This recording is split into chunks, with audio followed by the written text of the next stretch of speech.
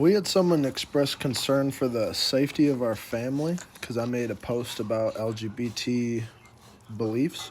So I'm going to talk about my experience with LGBT. I first encountered some gay folks when I was in middle school in Wisconsin, and I knew I wasn't gay at this point. Uh, I got to high school, junior high, high school, and I still knew I wasn't gay. But I was being raised by a woman, my stepmom, who was very liberal, and she was very much like pro LGBT, all this, among other things. And I get to college, and mind you, I posted a video last night about my drug use and how it scaled up as a result of abuse that I was experiencing.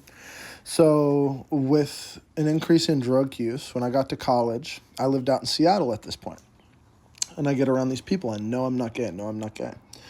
And there's a bunch of LGBT folks out here, and they say, well, how do you know?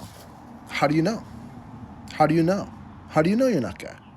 I'm like, dude, I know I'm not gay, you know? And so time goes on, and mind you, I'm like in this hallucinogen community as well. Because, and then this is like a whole like wokeness, you know, like consciousness expansion.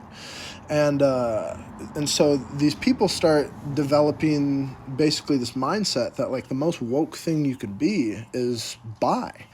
And I was just like, there's no way, you know, like I was like, I'm not gay, dude. Like I'm not interested in, but I was taking these hallucinogens, like almost bi-weekly.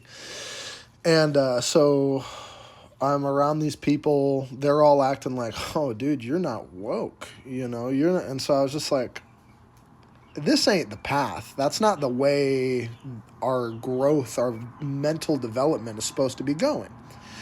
And mind you, I'm around all these people. How do you know you're not gay? How do you know? How do you know? And then I get homeless. So I experienced abuse at home, so I knew I couldn't go home. And so I was homeless on the street. And I was sleeping outside in January, and my boss was a homosexual. And I didn't know this, but the assistant manager, had found me sleeping by the freezer outside. And that night, he told the manager, and then the manager said, "Hey, where are you sleeping?" And I was just kind of like, I'm kind of couch surfing, you know? And he was like, well, how about you come stay with me? And he kind of gave me this feeling like I wasn't allowed to sleep where I was sleeping anymore. And I didn't really have anywhere else I could sleep. And I really didn't want to be like sleeping out in the open or, you know, out in the woods, because I had a pretty warm spot where I was. And so I was like, okay, well, I guess I'll crash at my manager's house. And then he takes me in. Turns out this dude's homosexual. And he kind of starts like quid pro quoing me that, you know, when I stay with him, it's kind of like he's going to cuddle me. This dude cuddles me to sleep pretty much every night. And then he gets up before, obviously I can't fall asleep with this dude cuddling me. I don't like it. And so this goes on for several weeks, almost 2 months. And then I get in touch with my mom. I never knew my mom. And I got to talk to her and tell her what I was going through. And she was like, there ain't no way. You're not going through this anymore. And she put me up in an apartment. I had only a little bit of money coming in. She put me up in an apartment. And this dude who was my manager, he kind of lingered around and was, you know, trying to persist. The last time I saw him, he said, "Oh, I'll give you a massage." I'm like face down on my couch, and this dude's giving me a massage. He starts kissing my back, and I was just like, "No, dude!" Like kissing from like my shoulders going down, and I was like, "No, like you need to get out." And he left, kind of laughed and left. And then, you know, around this time too, I'm like, "There's so many people that are sitting here. How do you know? How do you know you're not gay?" And so I was just like, dude, I just gotta address this. You know, I know I'm not gay, but like, I just gotta see if I'm missing something, you know? So I find this dude who, like, he was like this quiet, kind of shy person that was at the gym. And I was like, I figure, you know, this guy's probably not going to talk to anybody. I don't know who this guy is at all. And I explained to him basically like, hey, I invite him over to my place. And then I'm like, hey, dude, like I could tell he was gay. And I was like, hey, just, so I'm pretty confident I'm not gay. And I just keep having all these people like pressuring me, making me feel like I probably am, or like I'm missing something or something. So I just want to see if we can like do something and see if I am, or see if there's going to be something. He's like, okay. And I was like, can you, like, basically I had this guy perform, like, he gave me head. And he's doing this. I'm not into it at all.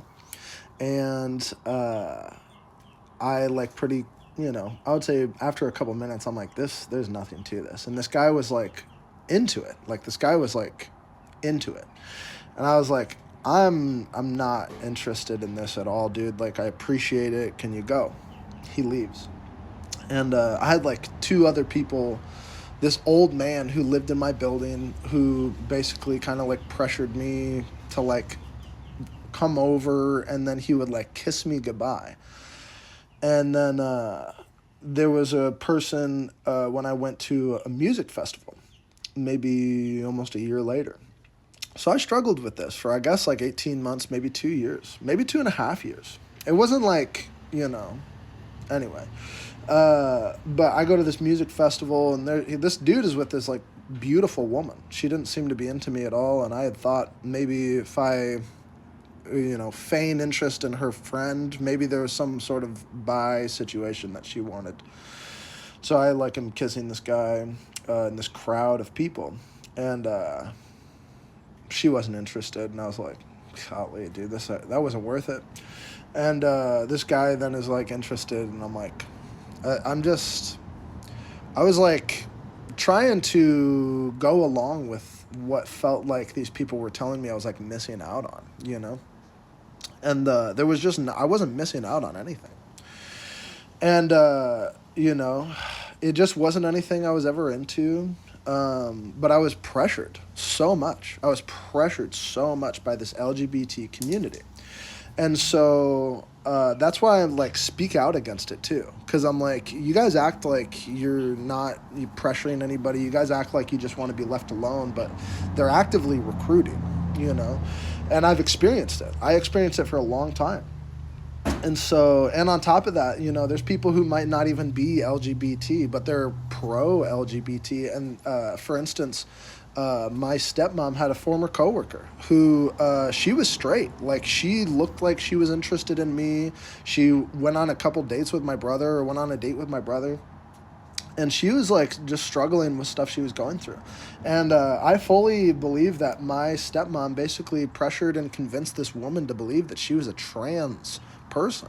And so now that girl, I think last time I checked, that girl was identifying as a man. She was like, being kind of like butch lesbian type man appearance. And because guys weren't interested in her. She was just a different, she was just a different girl, and she was a particular type of girl, and she was going to attract a particular type of guy. But she was around the same community I was, and they were pressuring people. And so, mind you, I'll say there's LGBT folks that haven't been pressuring, haven't been bad. I've had former coworkers, I've had former coaches that, never really rubbed me the wrong way. Like, they didn't really try to pressure me to be anything. But there's been a lot of folks in that community that are. And so, if that's the case, there needs to be people in my community that are defending people that might be getting pressured. And so I'm going to speak against it. And all I'm doing, again, is I'm taking up my cross and I'm walking with it. I'm sharing with you what happened. But yeah, I mean, as of now, I know I'm straight. I always kind of knew I was straight. But I was around these people that were trying to make me feel like I didn't understand. But I understood. I understand now. So, God bless y'all. I want to share that because there's kids in this world that are being taken advantage of and being intentionally confused. So, we need to defend the kids. And anyway, God bless y'all. I got more to come, and I'll talk to you soon.